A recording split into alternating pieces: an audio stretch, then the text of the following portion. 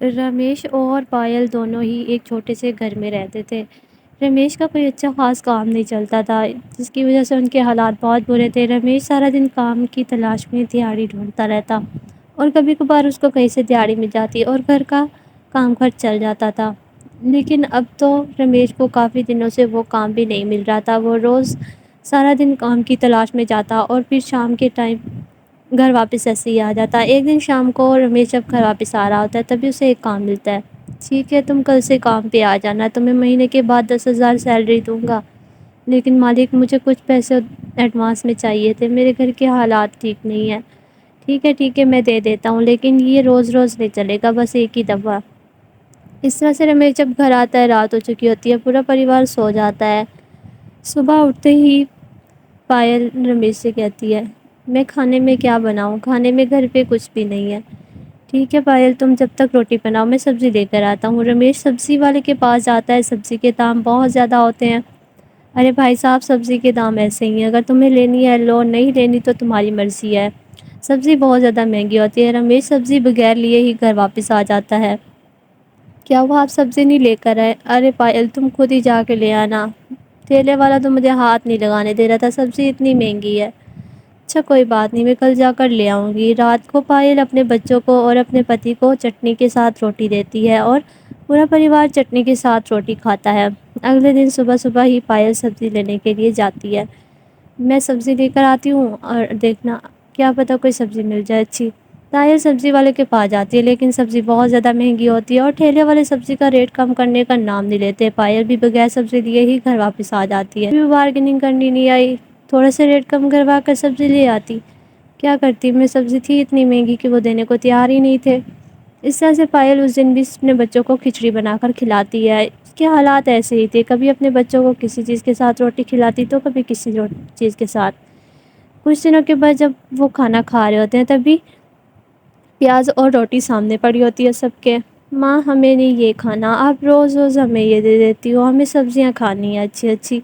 بیٹا یہی کچھ ہے گھر میں، نہ ہونے سے اچھا ہے یہی کھا لو۔ لیکن ماں میرا دل نہیں کر رہا یہ کھانے کو۔ تبھی پائل اپنے بچوں کی حالت دیکھتے ہی اپنے محلے والوں کے پاس جاتی ہے سبزی لینے کے لیے۔ تبھی وہاں پر اپنے پڑوسن کے پاس پہنچتے ہی سیما پائل کو آواز دیتی ہے، ارے پائل تم یہاں کیسے آنا ہوا؟ سیما، میرے بچے بہت بھوکے ہیں اور ان کو تھوڑی سی سبزی کھانے کا دل کر رہا تھا، تمہاری ہے تو دے دو۔ ارے نہیں پائل، سبزی تمہیں پتہ ہے اتنے دام ہے سبزی کے، میں کہاں سے دوں سبزی؟ پائل کو وہ کہہ کر واپس بھیج دیتی ہے۔ پائل دوسری گھر پہ جاتی ہے، وہ بھی پائل کو سبزی دینے سے منع کر دیتی ہے۔ آنٹی میرے بچے بہت بھوکے ہیں اور ان کا سبزی کھانے کا بہت من کر رہا ہے، ہمارے حالات کچھ اچھے نہیں، اگر آپ کے پاس سبزی ہے تو دے دو تھوڑی سی میرے بچوں کے لیے۔ ارے پائل بیٹا، تمہیں پتہ ہے سبزیاں کتنی مہنگی ہوئی پڑی ہیں، اب تو بس ہر کوئی اپنی ضرورت کی ہی خریدتا ہے۔ اس طرح سے پائل کو کوئی بھی مدد نہیں کرتا، وہ جس کے پاس بھی جاتی سب اس کو خالی ہاتھ ہی موڑ دیتے تھے۔ پائل اداس ہو کر گھر واپس آتی ہے اور سوچتی ہے کہ وہ ایسا کیا کرے کہ اپنے بچوں کو اچھی روٹی کھلا سکے اور اچھی اچھی سبزیاں بنا سکے۔ کیا ہوا پائل، تم اتنی اداس کیوں ہو؟ میں کھیتی کرنا چاہتی ہوں اور ویسے بھی مجھ سے اب یہ حالات نہیں دیکھے جاتے اپنے بچوں کے، لیکن پائل تم اکیلے یہ سب کچھ کیسے کرو گی؟ پائل چپ کر اور پھر سارا رات ہی سوچ کر گزار دیتی ہے۔ اس طرح سے کچھ دن گزر جاتے ہیں اور پھر پائل ٹھان لیتی ہے کہ وہ اب کھیتی کرے گی۔ وہ اس بارے میں رمیش سے بات کرتی ہے، تبھی رمیش کہتا ہے ٹھیک ہے پائل، جیسے تمہیں اچھا لگے۔ وہ سوچتی ہے کہ وہ اب دیواروں پر ہی کھیتی کرے گی، کیونکہ ان کے گھر کی آس پاس زمین پر ان کی ملکیت نہیں تھی، جس کی وجہ سے وہ وہاں پر کچھ بھی نہیں اگا سکتے تھے، اس لیے وہ کرائے کے مکان پر رہتے تھے۔ پائل دیواروں پر ہی سبزیاں لگانا شروع کرتی ہے اور کچھ سبزیوں کی بیلیں اور کچھ سبزیوں کے پودے لا کر وہاں پر رکھ دیتی ہے اور روز ہی ان کو پانی دیتی۔